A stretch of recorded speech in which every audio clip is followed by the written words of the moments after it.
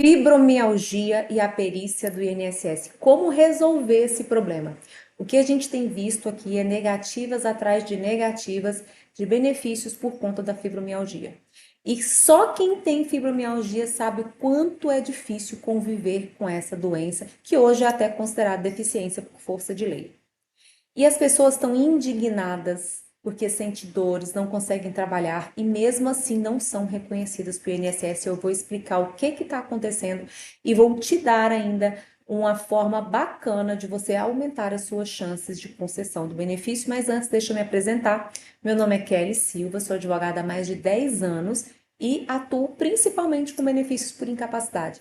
E eu utilizo uma técnica de preparação para perícia com os meus clientes, com os meus alunos, para que eles possam entender como que funciona a perícia para poder aumentar as chances de concessão do benefício. Então fica aqui comigo, já deixa seu like, começa a seguir, porque a gente vai trazer uma série de conteúdos para vocês. Inclusive eu quero até saber sugestão de vocês aqui nos conteúdos, para que a gente possa trazer sempre conteúdos mais atualizados possíveis, tá?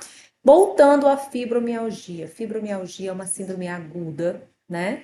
Crônica, sente dores, acho que se não me engano, até 18 pontos de dores a pessoa sente. É uma dor que não cessa.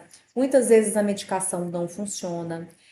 A pessoa não consegue dormir. São várias coisas que geram aí uma incapacidade ou uma limitação para uma pessoa que tem fibromialgia. Porém, os peritos estão negando cada vez mais, falando que não existe incapacidade. Eu tenho visto, até inclusive tenho estudado um pouco sobre a literatura médica em relação à fibromialgia e percebi que a fibromialgia, ela é uma doença, percebi não, isso todo mundo sabe, né?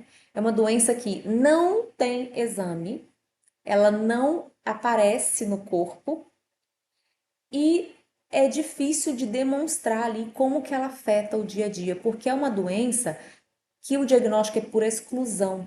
Então, geralmente essa pessoa começa a sentir dor, procura um ortopedista, faz ressonância, faz raio-x, faz tudo quanto há de exame, gasta uma nota, que às vezes o SUS não fornece, e essa pessoa não acha nada de doença ortopédica e geralmente o ortopedista encaminha para um reumatologista ou acaba dando mesmo diagnóstico de fibromialgia, né? Então essa pessoa ela não dorme, sente dor até o simples toque de roupa, pessoas já não suportam mais ficar em lugar com barulho, dores crônicas, mais de 90 dias pode desencadear inclusive uma depressão.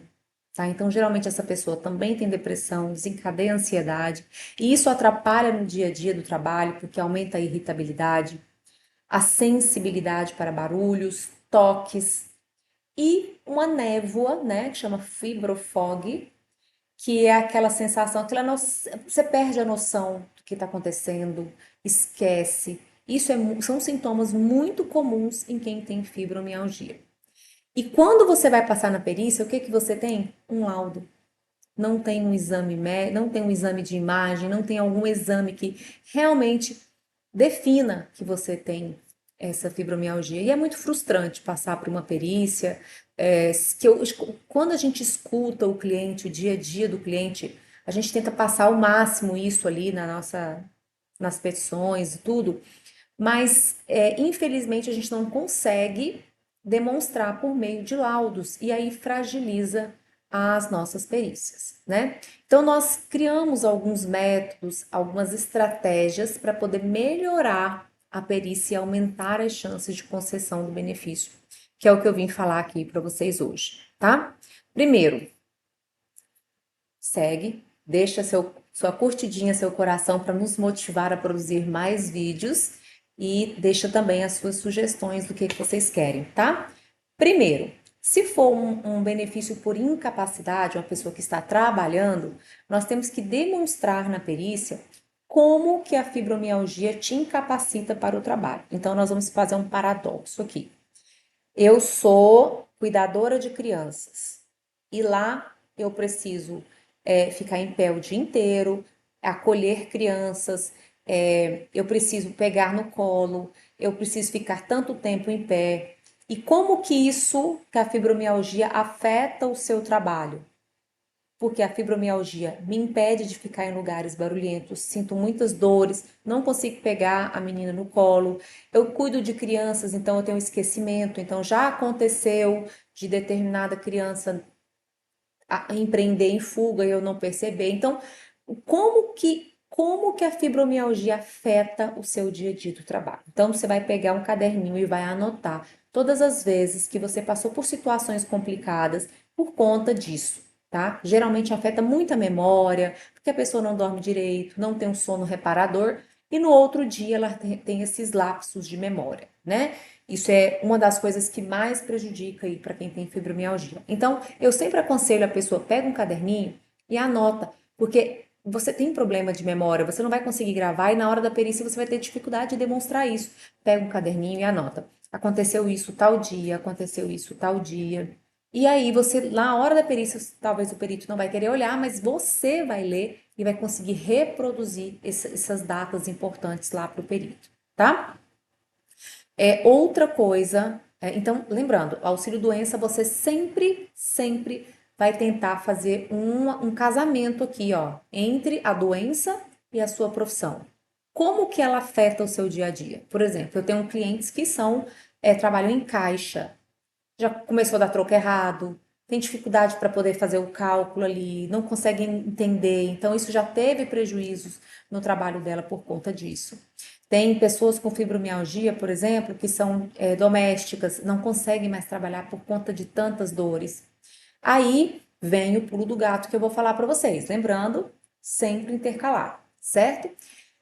Quando for BPC, você tem que demonstrar uma limitação de longo prazo. Mas agora eu vou contar para vocês a nossa estratégia que eu uso aqui no meu escritório e que tem dado muito certo, tá? Geralmente, pessoas com fibromialgia, ela não tem um sono reparador, então ela não consegue dormir e por isso o cansaço, a fadiga e a névoa mental que ela fica são muito grandes ao ponto de atrapalhar o trabalho. Como que eu vou comprovar isso? Existe um exame chamado polissonografia, anotem aí, polissonografia. Polissonografia. Esse exame, pra te falar a verdade, eu não me lembro quanto que custa.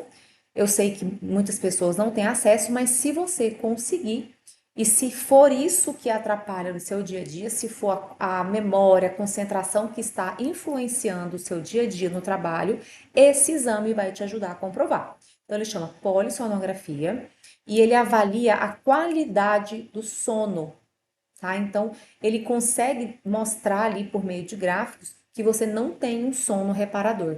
E a pessoa que não tem um sono reparador tem uma memória que não fica preservada, tem dificuldade de concentração, e isso pode refletir no seu trabalho. Então, se for isso que atrapalha o seu trabalho, você tem esse exame que pode salvar a sua perícia, tá? Agora, a outra estratégia que eu uso muito, com muita frequência, e é o que tem salvado vários dos meus benefícios. Inclusive, eu tive uma cliente que eu entrei por fibromialgia, não deu certo.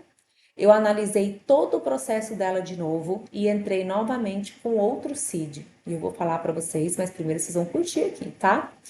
Eu busco uma comorbidade relacionada. E a mais frequente é depressão. Geralmente, pessoas que sentem dor crônica por mais de 90 dias, não dorme direito por muito tempo, essa pessoa desencadeia uma depressão. Então perceba, se a sua fibromialgia começou aqui e você desencadeou aqui uma depressão, isso vai mostrar para o perito que a sua dor é realmente muito forte, é crônica, que ao ponto de desencadear uma depressão. E a depressão, sim, vai aumentar as suas chances de concessão do benefício. Ah, mas eu não tenho depressão. Procura, você tem. Geralmente o médico não fala para você buscar um diagnóstico, ele só vai te dar uns remedinhos ali para dormir melhor, para diminuir a ansiedade. Mas esses remedinhos já são um indício de que você está sofrendo com depressão. E a doença ativa, claro que a fibromialgia ela é ativa, mas a doença reagente ali, reflexo, e a que vai gerar uma incapacidade é a depressão. Então você vai em busca de um médico para dar o diagnóstico de depressão. Então, quando você junta essas duas doenças, você vai conseguir um contexto de incapacidade maior. Por quê? Porque é muito difícil você provar para o perito o quanto que essa dor te gera impacto. Como que você vai provar a intensidade de uma dor? Como? Não tem exame que vai falar que você sente dor de 10 em 10, a sua dor é nível 9 ou nível 10. Não tem. Então, como que você vai comprovar isso, doutor? Eu, inclusive, desencadeei uma depressão. Aí, a literatura médica entra aí e fala: opa, essa mulher está sofrendo tanto que ela desencadeou uma depressão. Em processos judiciais, em casos de fibromialgia, eu já estou solicitando, inclusive, nem reumatologista para perícia, eu estou solicitando um psiquiatra. Para a gente conseguir comprovar que a depressão está incapacitando essa pessoa e que a depressão é fruto da fibromialgia.